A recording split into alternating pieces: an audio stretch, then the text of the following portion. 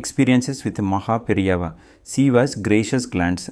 A middle-aged Sivacharya left his village and went to a town in spite of his father advising him against it to officiate as a priest in a temple that had been built recently.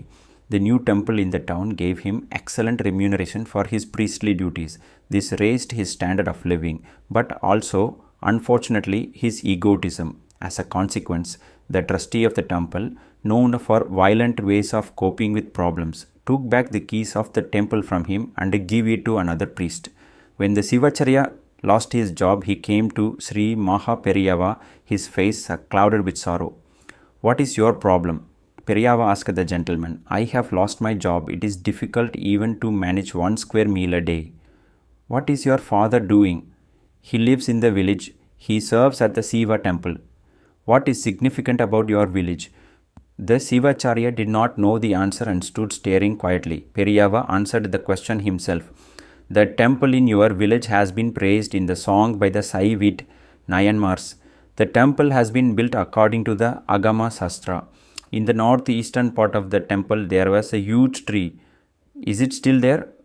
The Sivacharya was not very sure, but all the same said, Yes. The Lord Parameswara in your village is very fond of you. He does not wish that you go to serve in small temples and struggle. Go back to your village and assist your father.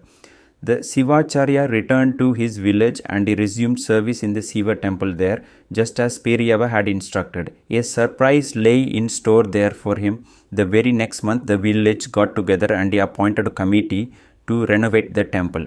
The Kumbhabhishekam took place the next year. Since the temple in the village was celebrated in the hymns sung by the Nayanmars, crowds of devotees gathered there. 2 years later, the Sivacharya came and fell full length in prostration in front of Sri Mahaperiyava. Ask him in which temple he officiates, said Periyava innocently to an attendant nearby as though he knew nothing whatsoever. It was then that the Sivacharya gave all the history I have narrated so far. How are you now? The Sivacharya's eyes filled with tears. Periyava's gracious glance has fallen upon me. I am very comfortably placed. Say that Siva's gracious glance fell upon you. What have I done? Sri Mahaperiyava was always very skilled in hiding himself. Narrated by Srimatam Balu Mama Source. Mahaperiyava Darisana Anubhavangal